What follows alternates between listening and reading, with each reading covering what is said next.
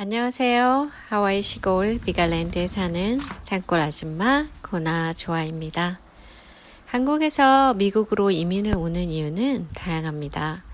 여러 사람들이 각자의 이유와 사정을 가지고 이민을 선택합니다. 호텔에서 청소나 할 거 뭐하러 미국은 가서 고생이냐? 그렇게 살 거 그냥 한국이 더 낫지 않냐? 하시는 분도 계십니다. 하지만 제게는 한국을 떠날 수밖에 없었던 신문에 기사화되었던 뚜렷한 이유가 있습니다. 그 기사의 초대는 이렇게 시작됩니다. 가스레인지 위에는 기름이 팔팔 끓고 있었다. 요리를 준비하던 아빠가 잠깐 화장실에 간 사이 아기가 보행기를 끌고 주방으로 갔다. 고사리같이 작은 손이 냄비 손잡이를 아래로 잡아당겼다. 사고는 순식간이었다. 병원에서 응급치료를 받은 후로도 아기는 줄곧 홍수 상태였다. 전신에 50% 화상을 입었다. 의사는 아기 부모에게 마음의 준비를 하시라고 했다. 혹시 깨어난다 하더라도 시력장애나 언어장애가 있을지 모른다고 했다. 생사를 오가던 아기는 2주 뒤 기적적으로 의식을 되찾았다. 그러나 눈을 제대로 뜰 수 없었다. 기름에 눈꺼풀이 녹아 어린 살이 서로 달라붙은 탓이었다. 갓돌이 지난 아기는 수술대에 올랐다. 저희 아들은 그렇게 순식간에 화상 환자가 되었습니다. 화상 환자의 치료 과정은 인간이 겪는 고통의 정점이라고 통상 말합니다. 불에 다친 피부를 사포로 긁어내고 매일 소독해야 하는 치료는 상처에 고춧가루를 들이붓고 용광로에 담겨 뼈와 살이 녹을 때까지 기다리는 기분이라고 말합니다. 한 번의 치료로 끝나지 않기에 그 정점에 오래 머물고 그 과정에서 이미 반은 죽은 거나 다름없습니다. 하지만 그들이 평생 짊어지고 가야 하는 가장 큰 고통은 병원문을 나서면서부터 본격적으로 시작됩니다. 그 투병의 흔적을 바라보는 사람들의 차가운 시선, 세상의 편견이 더 큰 고통을 안겨주기 때문입니다. 아이는 괴물이라 놀림당하고 따돌림당하기 일쑤여서 남들 앞에 나서길 두려워했고 언제 평범한 사람이 되냐고 묻고는 밖에 나가는 대신 스스로 유폐되는 길을 택하고 있었습니다. 어느 날 아이와 함께 엘리베이터를 탔는데 같이 탄 아이가 괴물이야 라고 크게 소리를 질렀습니다. 그 아이의 부모는 오히려 자기 아이가 겁먹었다고 생각하고 감싸고는 괴물한테서 자기 아이를 보호하듯이 저희 아이를 무섭게 노려봤습니다. 그때 결심했습니다. 이 시선에 감옥에 갇힌 죄 없는 아이를 탈출시켜야겠다고. 외국인이 선정한 최고의 맛집으로 유명세를 떨치면서 잘 나가던 아이 아빠는 선뜻 내켜 하지 않았지만 아이가 상처를 가리기 위해 늘 기르던 머리를 중학교에 가면 학교 규율에 따라 무조건 짧게 잘라야 했기에 그 전에 서둘러야 했습니다.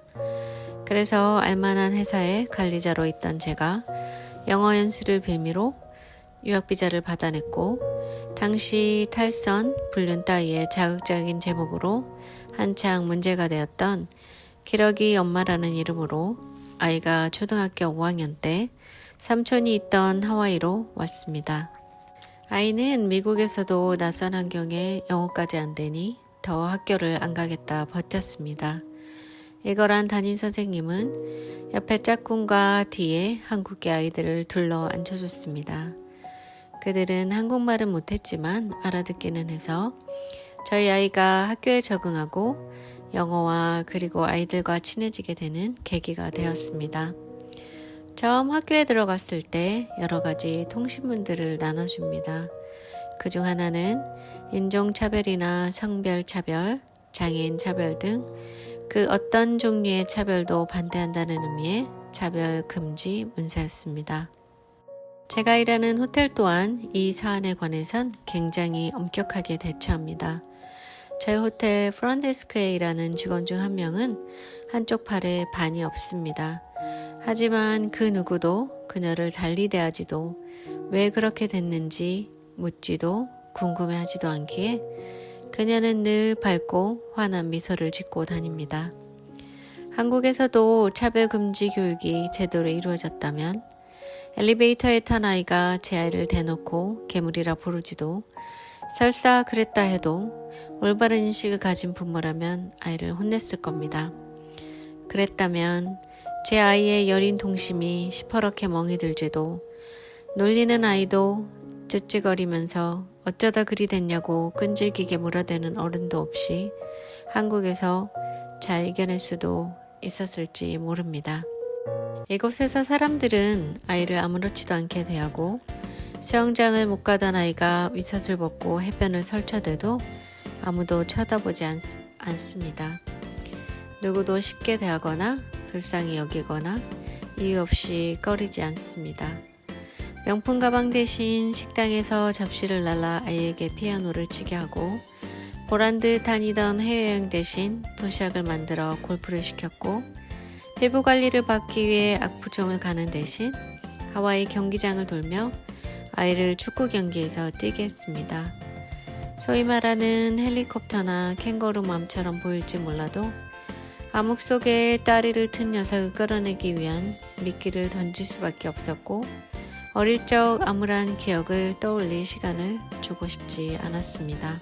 도살장 속 끌려가던 하던 아이는 놀리는 턱이 없는 곳에서 발빠른 거북이가 되어 다른 아이들보다 앞서 나갔습니다.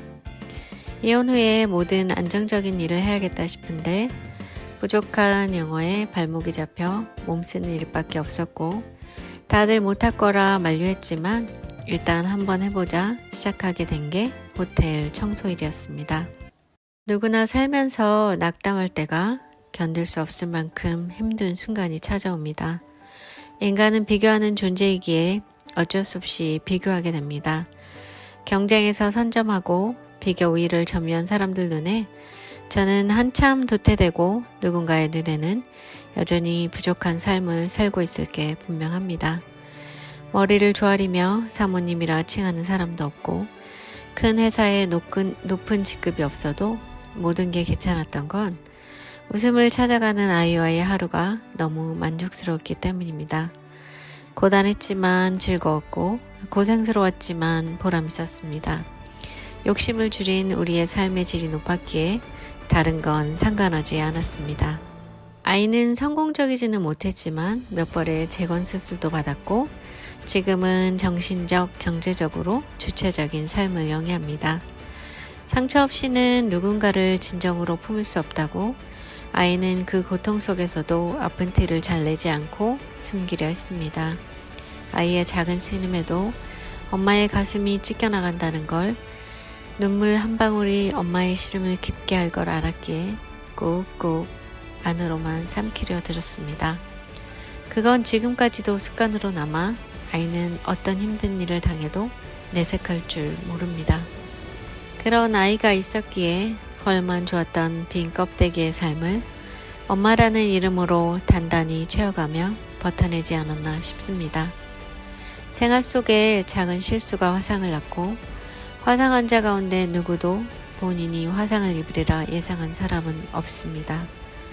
흉터가 옮기는 병도 아닌데 불쌍하다는 눈빛을 보내고 대놓고 피하기도 하고 저희가 떠나오던 20년 전보다 지금은 사람들의 인식이 어떻게 바뀌었는지 모르겠습니다. 지금도 어디선가 끔찍한 고통과 싸우고 계시는 화상 환자분들과 그 가족분들이 힘든 시간 잘 견뎌내고 극복할 수 있기를 전보다 더 강해져서 꼭 이겨내시길 기도합니다. 저희 아들은 영상이 올라오면 바빠 죽을 시간도 없다는 녀석이 꼼꼼히 빠짐없이 영상을 모니터링합니다. 틀린 철자 하나, 아무도 거들떠 보지 않을 것 같은 띄어쓰기 하나까지 다 잡아내고 어색한 점, 보완하면 좋을 점을 문자로 쏴댑니다.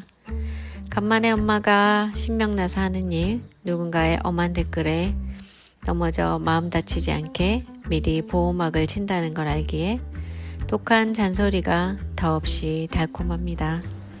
자식 키워봐야 소용이 있습니다. 제가 세상에서 제일 잘한 일은 이 녀석의 엄마가 된 것입니다. 잘 이겨내준 자랑스러운 아들, 사랑한다. 정말 고맙다.